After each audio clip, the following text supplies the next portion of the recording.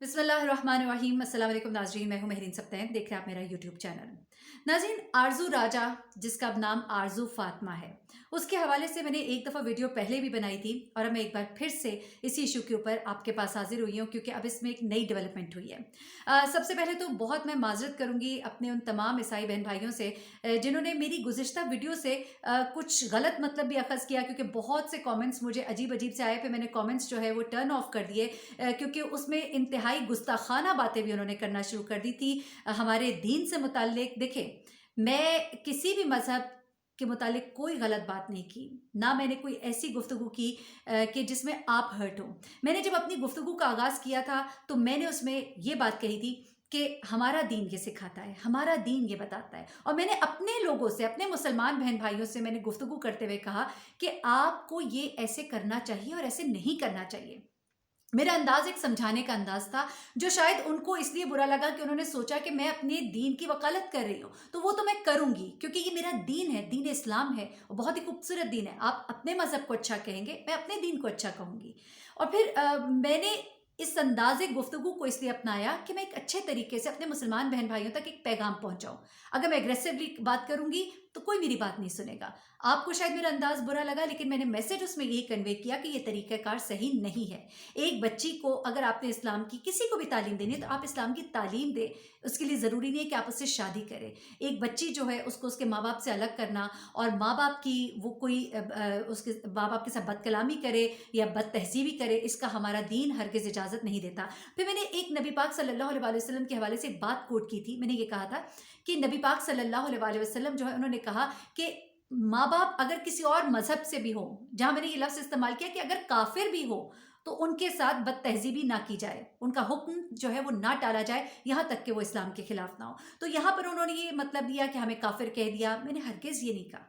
आपके हवाले से मैंने मैंने एक जनरल बात की थी कि जो भी मज़हब हो, चाहे वो काफ़िर हो, वो ईसाई हो, वो यहूदी हो, कोई भी हो, माँ बाप से आप बदतहज़ीबी नहीं कर सकते। तो मेरी पॉजिटिव बात को भी गलत लिया गया। लेकिन मैं एक बार फिर से आपसे ये कहूँगी कि मैंने ये कहा कि अगर बच्ची को इस तरह से ले जाया गया है, ये गलत है, ये बहुत गलत है, ऐसा नहीं होना चाहिए। अब यहाँ से मैं अपनी बात को आगे बढ़ाती हूँ।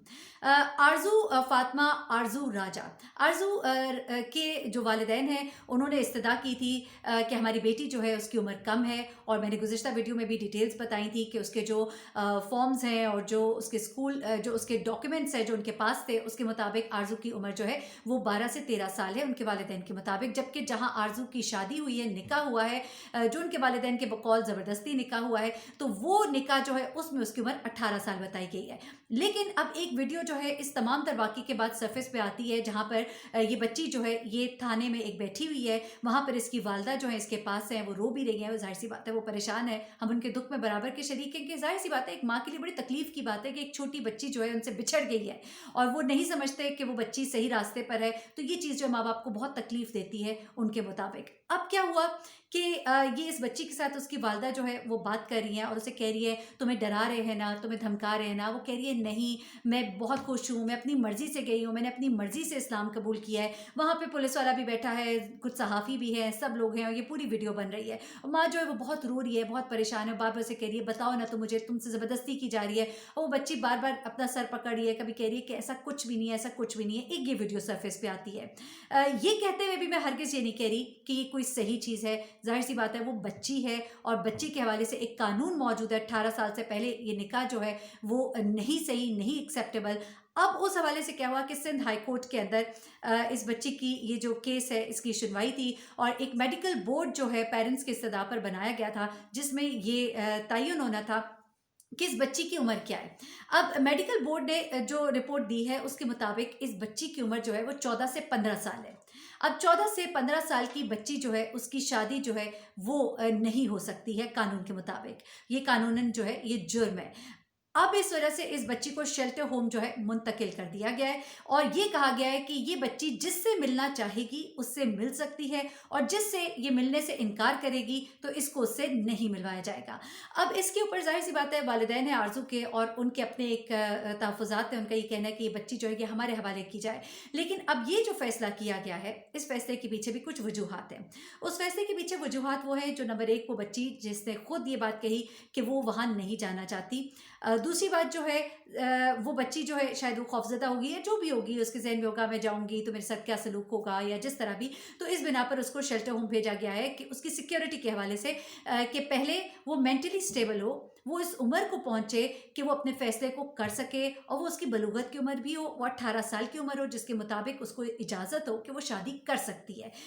फिर उसके बाद ये जो फ़ैसला दिया गया कि वो अपनी मर्ज़ी से मिल सकती है जिससे चाहे, तो मैं समझती हूँ, मेरी राय है, हो सकता है आपकी राय मुख्तलिफ हो, कि ये बड़ा अच्छा फ़ैसला है। उस बच्ची को भी एक टाइम मिलेगा, वो सोचेगी, ज़ाहिर-सी बात है वालिदैन की एक मोहब्बत होती है, उन्होंने उसको पाला है, पोसा है, उसे बड़ा किया है, और वो जब ये सोचेगी कि मेरे वालिदैन हैं, अभी उसका वो एक बड़े प्रेशर से निकली है, एक ट्रॉमा से समझ लें कि निकली है, क्योंकि इतनी एक हाइप बनी हुई थी मीडिया के ऊपर, जगह-जगह उसको दिखाया जा रहा था, सोशल मीडिया पे उसकी वीडियोज़ जो हैं बहुत सी वायरल हो रही थी।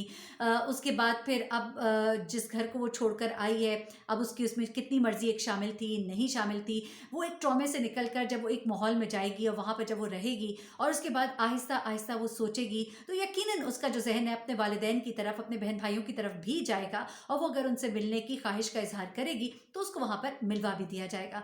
तो एक तरह से उसके वालिदैन के लिए भी ये एक रिलीफ इस हद तक ज़रूर है कि अब वो उस घर में नहीं है जहाँ वो चाहते थे कि वो ना हो।